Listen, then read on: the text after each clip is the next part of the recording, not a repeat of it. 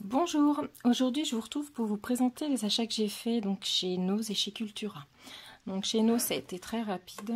En ce moment je ne trouve rien dans le magasin qui est près de chez moi. Donc j'ai juste trouvé ce cutter circulaire, voilà, qui a 3 lames. Une lame pour couper droit, une lame pour faire des pointillés et une lame pour faire des dents. Il était à 2,99 € et donc bon, j'ai pris ça sans savoir vraiment trop comment ça fonctionnait, mais je trouve que ça va plutôt bien. J'ai testé. En fait, donc avec le bouton derrière, on peut orienter la lame dans n'importe quel sens, voilà, pour que ce soit plus facile pour couper. Donc bon, on risque pas de se blesser parce qu'il y a une protection. Donc cette protection, elle fonctionne comme ça. On a juste à tourner la petite manette qui est ici et la lame donc sort. Voilà. Et donc je vais vous faire voir. Donc ça c'est de la cartonnette de papier aquarelle, donc assez épais. Hein. J'ai pas besoin vraiment d'appuyer et ça découpe très bien. Voilà, donc je suis plutôt contente d'avoir acheté ça. Alors voilà, il y a une sécurité, on peut pas appuyer tant que la lame est sortie, donc il faut rentrer la lame et ensuite on peut remettre l'outil droit. Voilà, donc j'ai dit oui, 2,99 €. Donc c'est tout ce que j'ai trouvé chez nous. Ensuite chez Cultura, on va commencer par ça. J'ai acheté des Posca, donc qui font des Posca fins qui font 7 mm. Et donc j'en ai pris des couleurs basiques, on va dire, blanc, noir, or et argent. Donc ces Posca, ils étaient à 3,69 € chacun. Et donc j'ai fait un test. Donc ici, on a le noir. Donc ils écrivent bien régulier, hein. L'encre ne bave pas, elle sèche assez vite. Ici, donc on a, ça va pas faire la mise au point, le blanc. Ici, on a l'argenté. Alors ça se voit pas vraiment entre le blanc et l'argenté à la caméra. Ici, on a le doré. Oui, c'est vrai que ça se voit pas vraiment à la caméra. Voilà pour les Posca. Donc moi j'en avais des plus gros et c'est vrai que ceux-là, 7 mm, c'est bien je trouve pour faire les petits traits comme ça. Couture, ça fait joli. J'ai pris de la colle repositionnable, donc la marque Cultura. Ça, je m'en sers pour rencoller mon tapis silhouette, la machine de découpe que j'ai. Donc cette colle repositionnable, elle était à 6,99 €. Ensuite, j'ai pris un petit gobelet d'attache parisienne. Chez Cultura, ils ont une sorte de barre avec des attaches parisiennes et des œillets, il me semble. Je ne sais pas s'il y a d'autres choses. Donc j'ai pris voilà toutes sortes d'attaches parisiennes, de toutes les couleurs et de différentes dimensions. Donc j'ai pas compté combien il y en a, mais j'en ai quand même un bon paquet dedans. Et ça c'était 7,99 €. Et en dernier, donc j'ai pris ce kit.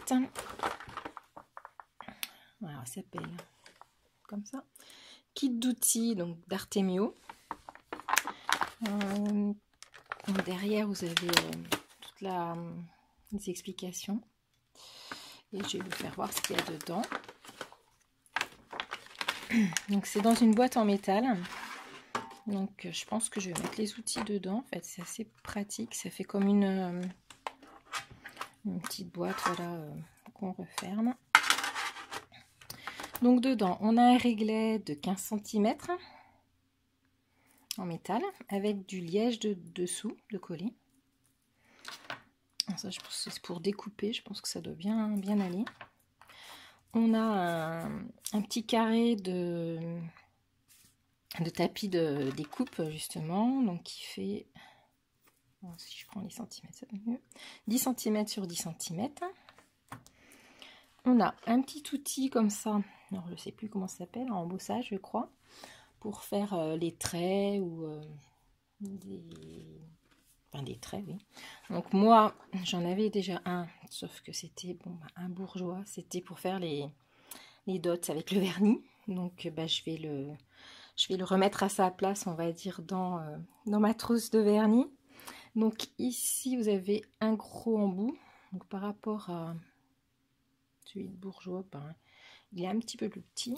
Et ici, vous avez les embouts plus fins. Voilà, donc cet outil-là.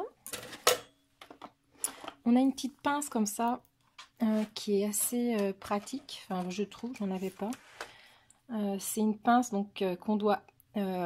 pour l'ouvrir, on doit appuyer. Une fois qu'on a mis le papier, et ben, on n'a plus à appuyer.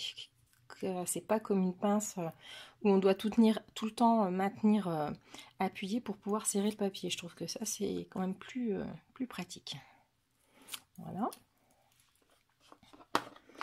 On a donc une petite paire de ciseaux